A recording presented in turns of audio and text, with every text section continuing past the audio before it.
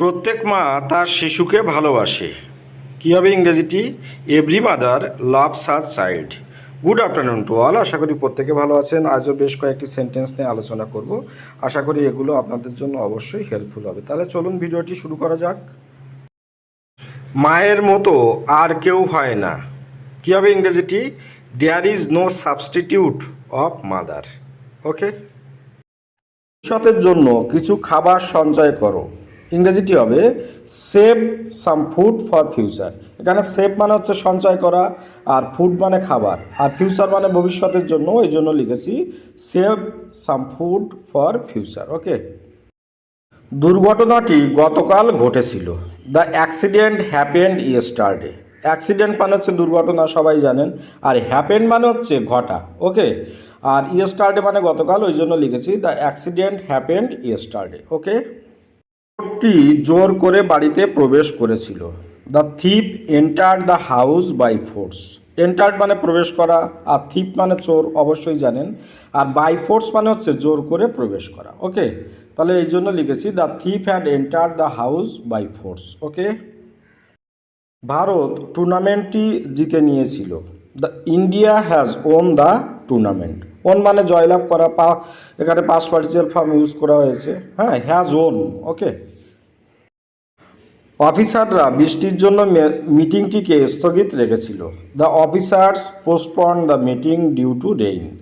Postpone মানে হচ্ছে কি, বিরতি রাখা, আর অফিসার্স মানে কি, অফিসাররা, আর মিটিং মানে হচ্ছে মিটিং, আর ডিউ টু রেইন মানে হচ্ছে বৃষ্টির জন্য। ওই জন্য লিখেছি the officers postpone the meeting due to rain. Okay. আমি এতে অভ্যস্ত। ইংরেজিটি কী হবে? I am used to this. Use to মানে হচ্ছে অভ্যস্ত। ওকে। ভালো মতো চেষ্টা করো। ইংরেজিটি হবে ট্রাই ইয়োর বেস্ট। ওকে। হাল ছেড়ো না। দেখবেন আমরা কথায় কথায় বলি হাল ছেড়ে দিস না। কী হবে ইংরেজিটি? Don't give up. Give up মানে হচ্ছে ছেড়ে দেওয়া। ওকে। তা ডোন্ট মানে কি? ছেড়ো না। ওকে। ওই জন্য লিখেছি ডোন্ট গিভ আপ। রিনা তার মায়ের মতো দেখতে হয়েছে। Rina closely resembles her mother. Resembles মানে অনুরূপ চেহারা, মানে একই সময় একই মতো দেখতে। তাহলে ওই জন্য লিখেছি রিনা ক্লোজলি রিজেম্বলস হার মাদার। সে অন্ধকারে ভীষণ ভয় পায়। হি is very scared of darkness. আচ্ছা, এখানে স্কেয়ার্ড মানে হচ্ছে কি, ভয় পাওয়া, আর অন্ধকার ইংরেজি কি? ডার্কনেস। ওই জন্য লিখেছি he is very scared of darkness. Okay. তার এই কাজটি করার প্রতিজ্ঞা রাখা উচিত। Promised should be kept.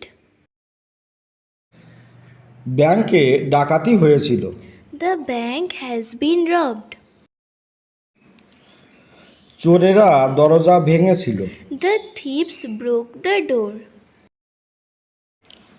তুমি কি চাও? What do you want? আমরা তার গান শুনেছিলাম।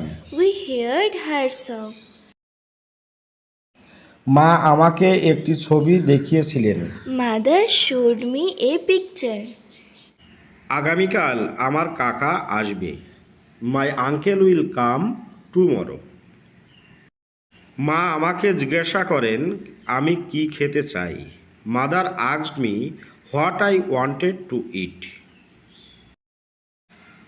মেয়েটি গাছে জল দিচ্ছে। কী হবে ইংরেজিটি? The girl is watering the plant. তুমি কি আমাকে চেনো? Do you know me?